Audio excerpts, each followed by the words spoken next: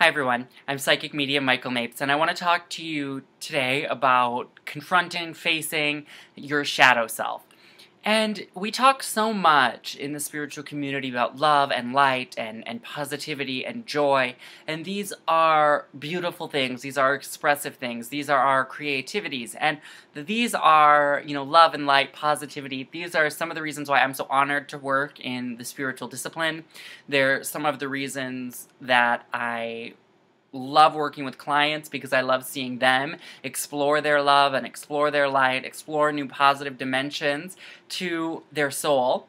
But spirituality isn't just about what's pleasurable, it's about living an integrated life. It's about living a full life. It's about living a whole life. And it's about facing all of those aspects of yourself. And when we think of our personality or we think of our soul, one of the things that we learn in spirituality is that all of those aspects of our soul, all of those dimensions of our soul, all of those dimensions of our personality, our thoughts, our emotions, our creativities, our expressions, make up the entirety of our being. And so today, I want to talk to you about the darker side of ourselves. This is what's called the shadow side of ourselves, and the shadow comes from Carl Jung, and it comes from all of the repressed aspects of our personality, or all of the parts of ourselves that we deny. And a lot of people, when they think of their shadow, they might think of Debbie Ford, because her book The Dark Side of the Light Chasers was something that really explored this Carl Jung's vision of what the shadow is. And what Debbie Ford did is she took the psychological, she took what Jung did, and she integrated it in to a spiritual framework. So that's what I want to help you do today, is how can we face all of the parts of ourselves that we might not like. So I'm going to talk about what exactly your shadow is, why it's important that we face this, and then we're going to do some exercises that are designed to help you identify your shadow. We're going to confront and face our shadow, and then we're going to welcome in approval and love and acceptance of all of those unique, multifaceted dimensions of ourselves. And what you're going to find is that when you embrace your full story, both the pleasurable and the painful chapters, and when you live in an integrated way, then love, light, positivity, joy, gratitude, all of these beautiful, positive spiritual emotions will be even deeper, they'll be even more meaningful, and you'll begin to experience them in a new, more meaningful, more fulfilling, more satisfying way. So, Debbie Ford writes that the shadow wears many faces: fearful, greedy, angry, vindictive, selfish, manipulative, controlling, lazy, ugly, undeserving, cheap, weak, critical, judgmental. The list goes on and on.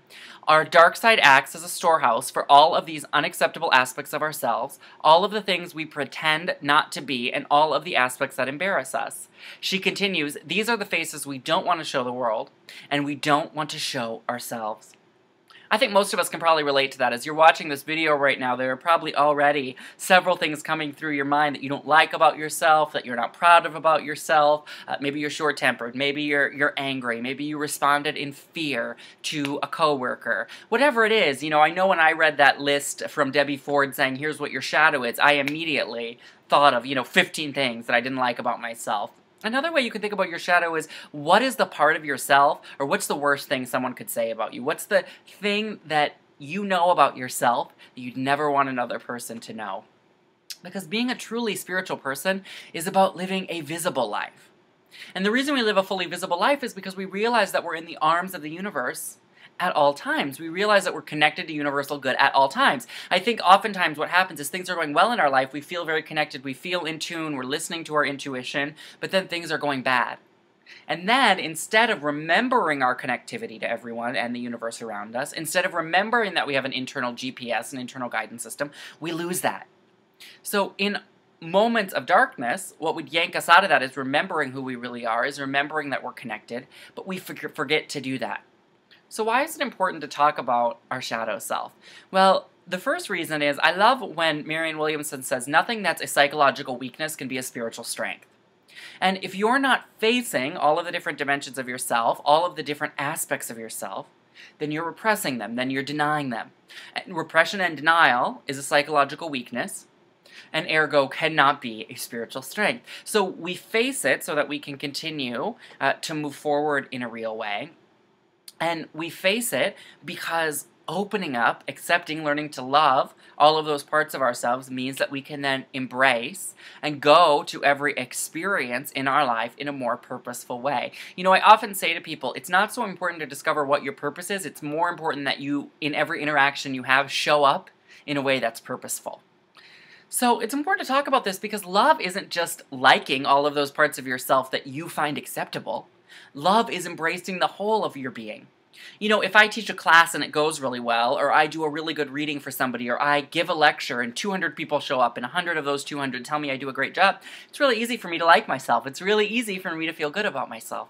But the moments when I need to love myself, the moments when my self-worth is most tested, when I learn how I really feel about myself, is when I'm not feeling good. So love is the acceptance of all of the facets of your being, not just the parts that you have deemed acceptable. And one of the ways that you can look at this is think about a child. You know, we don't look at a child and say, well, you got angry yesterday, so I don't love you anymore. Or, oh, you broke your toy that I just got you, so I don't love you anymore. No, we love the whole of that child. So that's how you can think of your ego self as a child, and it's your job to love the entirety of that self, and then to accept and embrace all of the facets of that self and all of the ways that self manifests it in your life. All the ways that the self manifests itself in your life. So you think of your love for a child, which then becomes the parallel of your love for yourself, and then that, of course, from a spiritual perspective, is the way that we conceive of God's love for us. There is nothing that we can do to upset God. There is nothing that we can do to anger God. There is nothing that we can do to become unlovable to God. There is nothing that we can do to sin against God, because God is that which is beyond human weakness. God is that which is beyond, human perception, human judgment. So we begin to face our shadow so that we can love all of the parts of ourselves. So we turn inward and we look to our negativities, we look to our darkness when we are ready to be done with struggle, when we are ready to be done with expectation, and when we are ready to begin to love ourselves exactly how we are. You know, Elizabeth Kubler-Ross put this in a great way. She said, all of us have a Gandhi and a Hitler inside of us. I mean this symbolically, of course, but what she was saying when she said all of us have Hitler and Gandhi is that all of us have every facet of humanity inside us. All of us have all of the light and all of the darkness in the world, and when we face our darkness, we begin to live in greater alignment with our light, and we begin to resonate with the truth of who we really are. So let's just set our intention as we go forward to first identifying and then facing our shadow, to be completely honest with ourselves. So just set that intention. I'm going to be completely honest with myself. I'm going to be completely honest about my fears. I'm going to be completely honest about my hopes. I'm going to be completely honest about my dreams. And just give yourself permission to experience fully whatever comes up for you over the course of this video. And facing our shadow and working on ourselves on a deeper level is all about getting to a state of peace and getting to a place where we resonate on every level with peace. And then knowing as we resonate with that, then our actions will reflect that, our words will reflect that, and we will begin to attract people who also resonate at that same level. So grab your notebook. I want us to do our first exercise. And at the top of your notebook, just write my shadow. Keeping in mind the permission that we've given ourselves to be honest, keeping in mind our sense of mindfulness that we're approaching this with, and keeping in mind that there are no right or wrong answers. Your highest self is going to guide you on this journey.